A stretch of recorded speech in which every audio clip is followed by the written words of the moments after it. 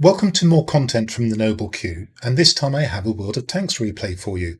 One of the silliest and most amusing games in which I've ever participated. So here we are on the Steppes map. It's a standard battle. We're on the northern spawn, and I'm not going to try and do anything like I do in my World of Warplanes videos, where I do strategic and tactical analysis.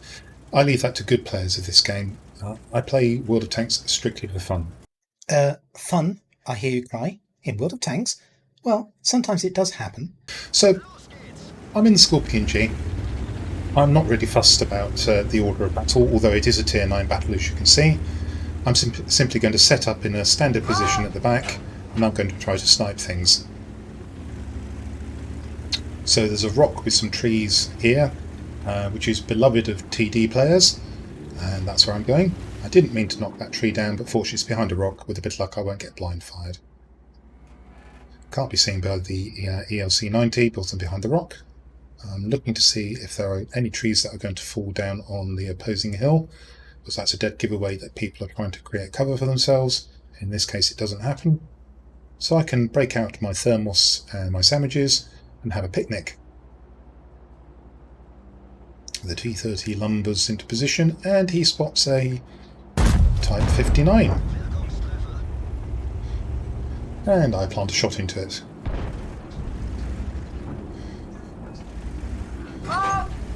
Reload. Haven't got time to plug the E75. Clearly the Type 59 wouldn't be silly enough to come up with another shot, would he? Well, actually I'm not sure. Although I suspect that one may have either just clipped the top and bounced off, or gone over him.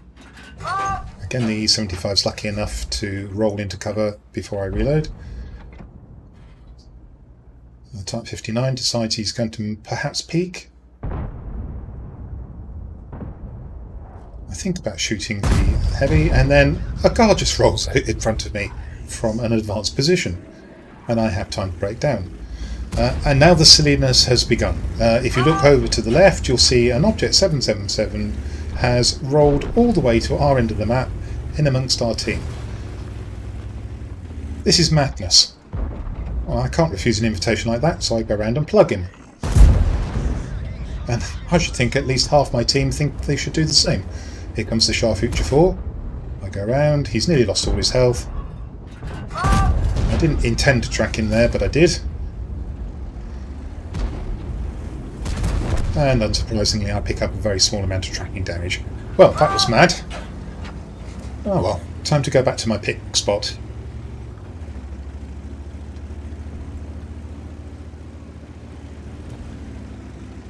And the Shah Future 4 is going to the same place, that's fine. And as I roll up here I begin to realise that there's more madness and silliness taking place. What on earth is this E75 doing? Well, let's just put one into his lower plate and then dodge down.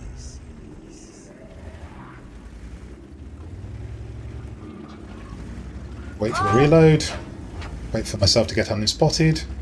They must have all definitely gone into hiding by now, mustn't they? Surely? I roll up. I don't know what to shoot first. Let's have the Shah Future 4. I could have shot any one of 3 tanks there. This is crazy.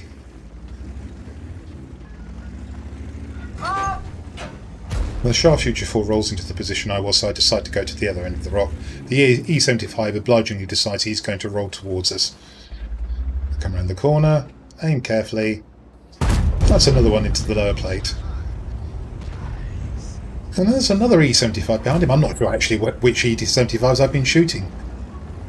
In fact, I look up at the hit log and I can see I've only been shooting the one. He's now dead. The other one's bound to take cover and be more sensible, isn't he?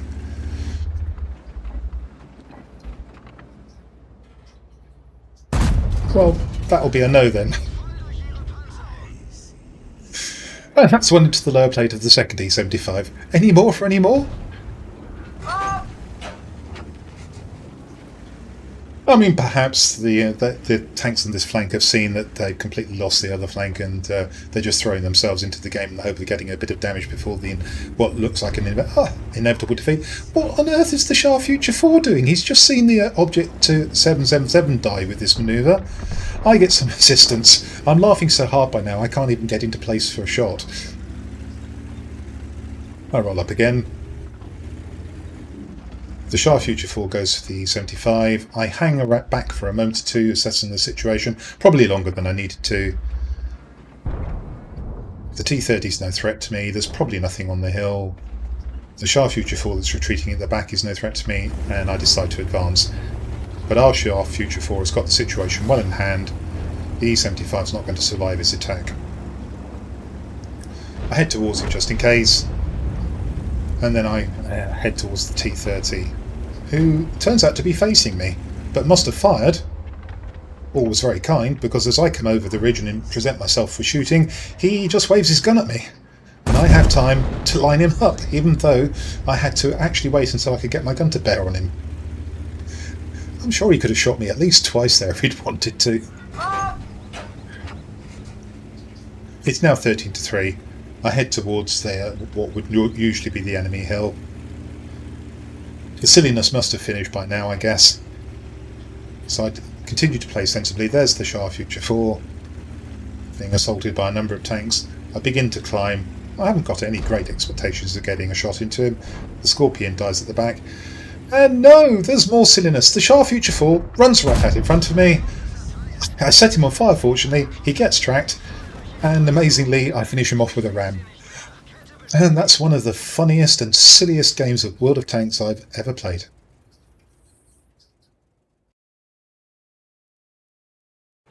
So let's review the outcome of this rather remarkable game. And as we can see, it was an ace tanker with a tank sniper, kamikaze, high caliber and Confederate medal. 1420 XP, which is well above the 1307 that's currently needed for an ace. If we look at the detailed report, we can see that there was 4,775 direct damage, 634 assistance, net 117,618 credits, all for a nice total of 2,343 experience in the battle and 107 free XP. Well, I need free XP, as you can see, since I only have 7.7 million of it. And that's it for this video. I don't have anything too profound to say, other than sometimes it is possible to have fun in World of Tanks, and this was one of those occasions. I hope you've enjoyed what you've seen, and it's made you smile the way that it made me smile.